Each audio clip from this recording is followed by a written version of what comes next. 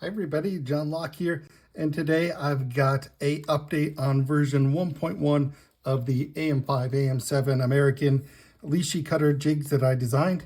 Well, it's a mixed bag. They're not perfect yet. So let's see. First thing that I like is that the jigs are dialed in terms of getting the key to slide on, pressure fit on. So that's quite good. That's my most critical dimension. That's what I've had the most trouble with. So I'm quite happy that that is fitting onto the key quite nicely. Let's see, some boneheaded stuff. Well,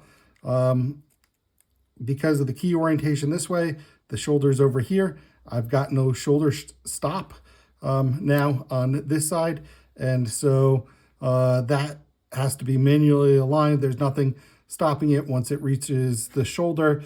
So I have to think about if maybe I want to extend it to go out to the key there, but I'm not sure that that's gonna be always a standard dimension on all key blanks. I've got to really think about that, or maybe if there's something I can do to make a stop over against this shoulder, which is the real shoulder stop of the lock. I think that's probably my best approach, but I just have to think about how to go about doing that without interfering with the first cut.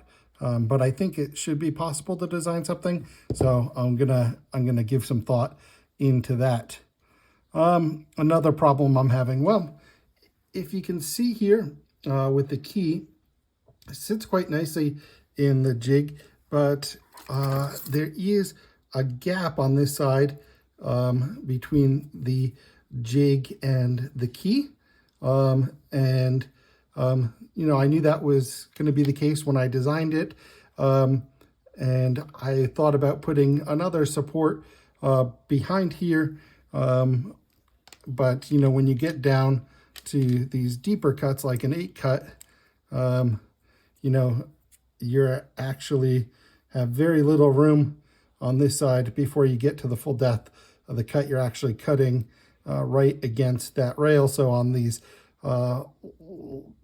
bigger depth, it wasn't really possible. So I avoided it. But now thinking there's some spot here on this side, where I could put in a little support. So it does kind of cover that.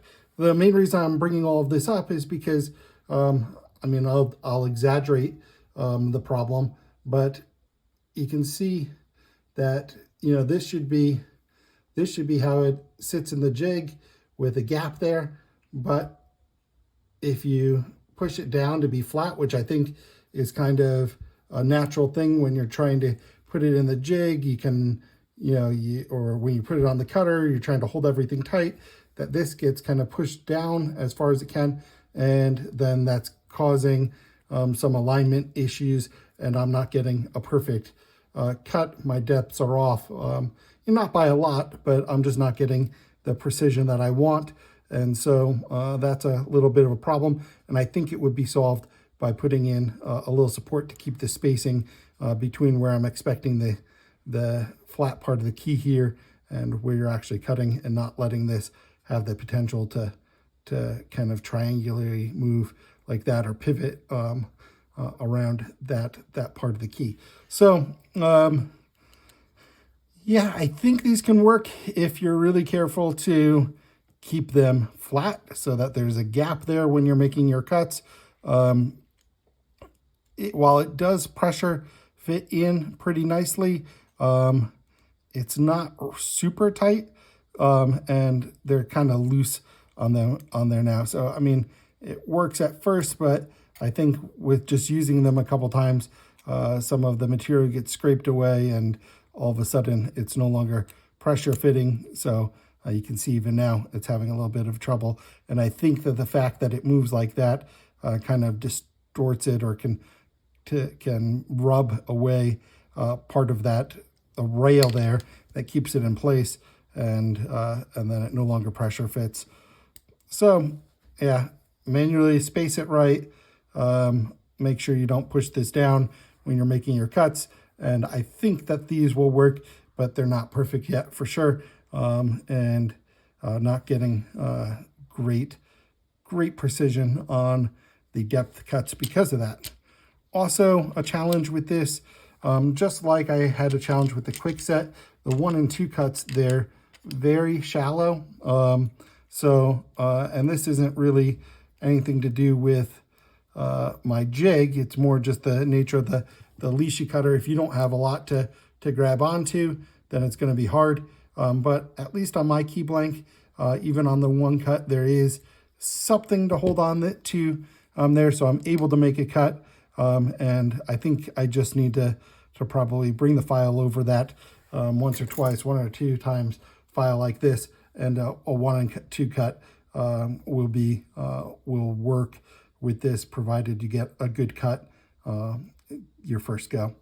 All right, guys, that's the update for now. I'm gonna try to make some updates to version 1.2 to correct some of the issues that I talked about today. And you know, any other feedback you guys have, I'm really looking forward to hearing that. If you've tried these, let me know, and let me know what your results were. I'm really happy with the feedback I've gotten on several of my jigs so far, and I've been able to make a lot of awesome improvements. All right, guys, with that, I'll just say have a good rest of your day, a good rest of your week, and look forward to seeing you in my video for version 1.2 of my American Lishi cutter jigs. Bye for now.